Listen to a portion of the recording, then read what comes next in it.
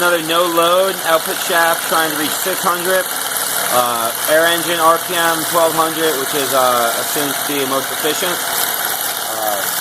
Differential's working fine. Again, no load, unplugged.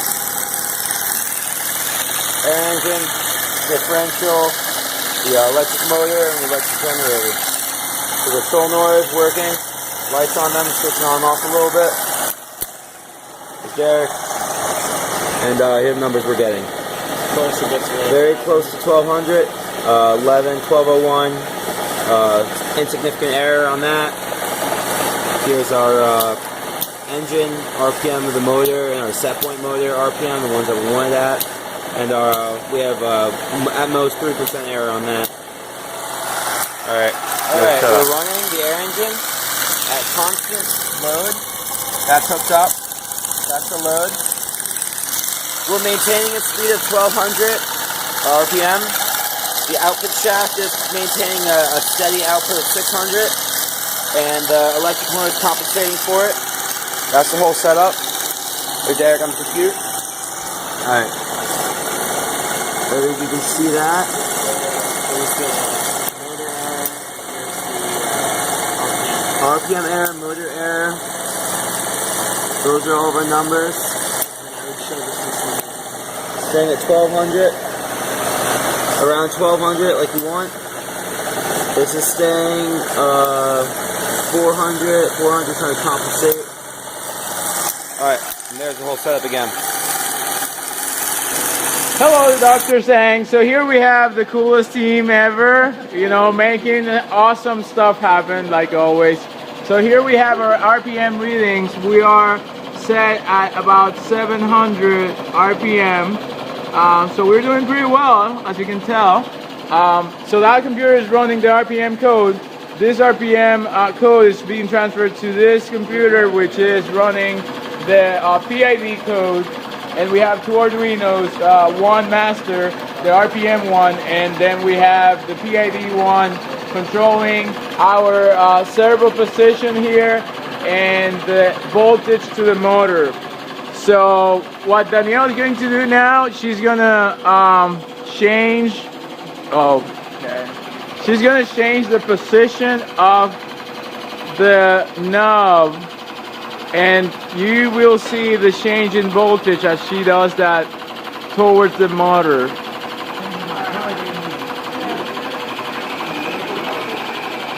So as you can tell, as soon as we increase that set point, that voltage goes up. If we lower the set point, the voltage to the motor reduces, which reduces, of course, the RPM output from the motor itself. So if we increase that set point, the EM voltage, as you can see, goes up as we do that really quickly. So now we're going to apply the load with using a battery, which is 12 volts basically, because that's a pretty easy way of doing it, and we're not sure on how to set up the load transistors safely. Some people had some issues with it. So we're going to set it up that way. So Phil's going to connect it. Yeah. So as you can see, we have the motor running there, and we have our RPM still about 710, 700. And we have here a voltage of about 4.86. If we lower the set, that lowers that voltage and lowers the RPM for the actual electric motor. So now we're going to shut down the air for the engine, and you should see this voltage increasing. So as you can tell, as soon as we shut the engine off, the PID for the motor brought that voltage up to about 3.2, and if we increase the set point here, that voltage goes up even higher. So I think that's all we had to do, and thank you very much. Remember these faces. because we are really amazing. We're demonstrating our hybrid power with no load on it, our hybrid powertrain. This is our air engine. We're using 2 Arduinos and 2 computers to control the air engine and the electric motor. And we're measuring the input for the entire hybrid from a tach that's on the generator. So our constant load for our air engine is going to be the full speed of the air engine. Okay. And now I'm going to upload the electric motor code.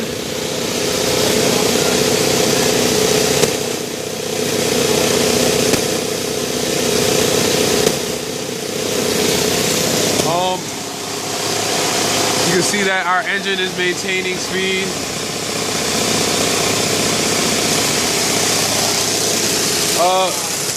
You can also see that the electric motor is spinning. If I change the system set point for the entire hybrid, it increases in velocity to compensate. If I was to reduce the set point, it reduces in velocity to pretty much nothing. If I decrease the addition to the system from the air engine, the speed of the electric motor will increase.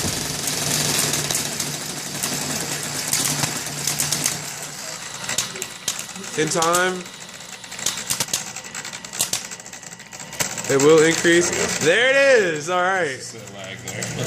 You're right. So now it increases to compensate for the no addition to the system from the air motor. And as I increase the air motor, that will slow down.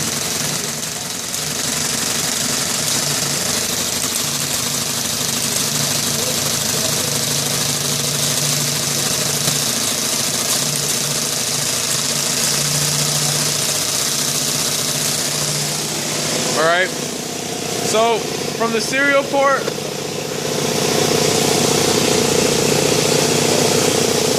right now we're reading about 20% errors.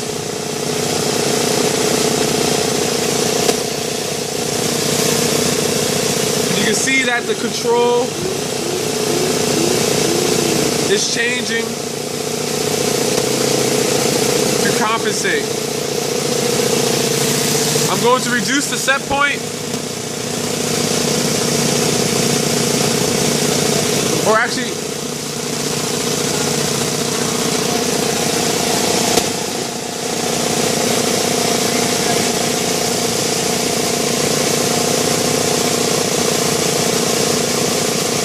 now down to under 5%.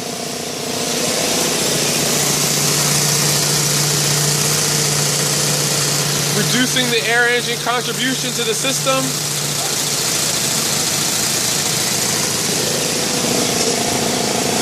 You can see the control has now increased.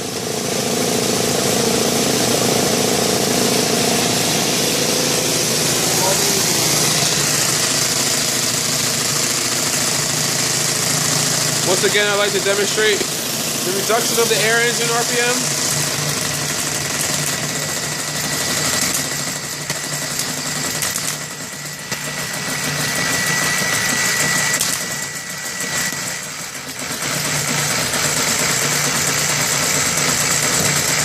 At this time, the differential is kind of not.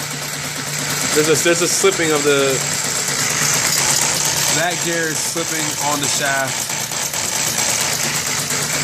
But other than that, everything works. Thank you. So for part 1, section D, we're following a sinusoidal curve for EM1.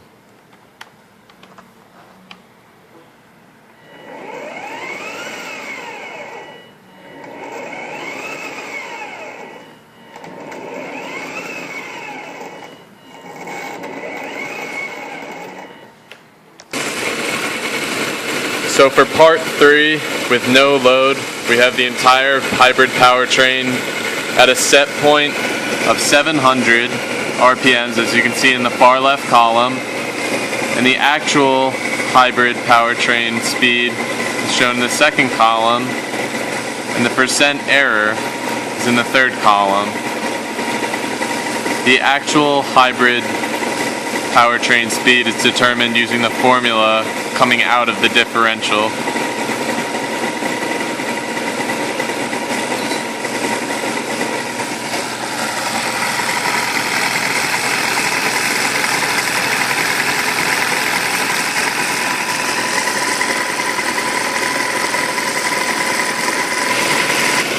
So this is the hybrid powertrain set at a slightly slower RPM of 600 with a load being applied to the system. So as you can see in the far left column, you have the set point again and the actual speed determined through the equation for the differential gear and the percent error.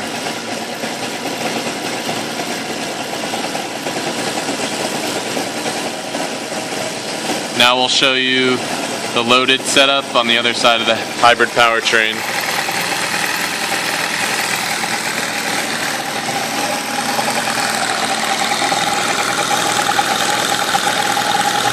So here in the code you see the engine has its own PID loop, and then if you scroll down a little bit, we're monitoring the motor speed, not the output speed of the generator, and we just have a simple equation to calculate the set point for the motor based on what we want the generator set point to be, which in this case is going to be 600 RPM. So now what we're going to do is go ahead and fire it up.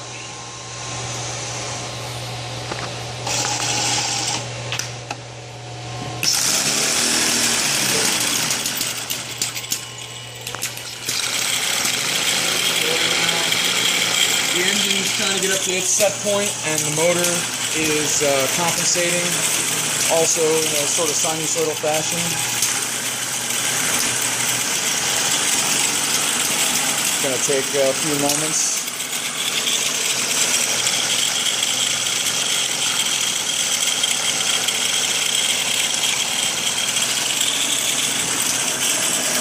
So if you notice, the leftmost number is the engine's speed, and that's already cycling nicely between, you know, high 1170s and low 12 teens, which is already kind of in your plus or minus 5% range.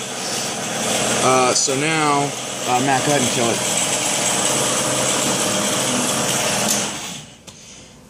We're just going to go ahead and show you data that we collected the other day.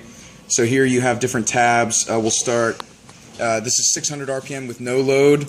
Here's your average and standard deviations from steady state. 600 with load applied. Here's your average and standard deviations of error at steady state. All the average and standard deviations of error, by the way, are in units of percent error. They're all calculated from percent error, which is this column here. And we have 650 with no load, 650 with constant load. You can see how the loads always produce slightly more error, which is to be expected.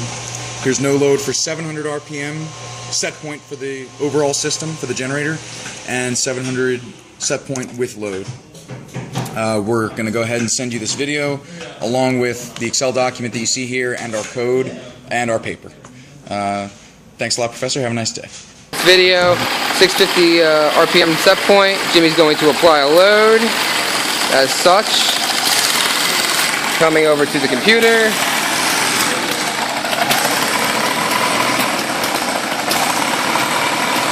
You can see our set point is 650. Our RPM output, about percent error 2 to -2. Fighting back, right in our range.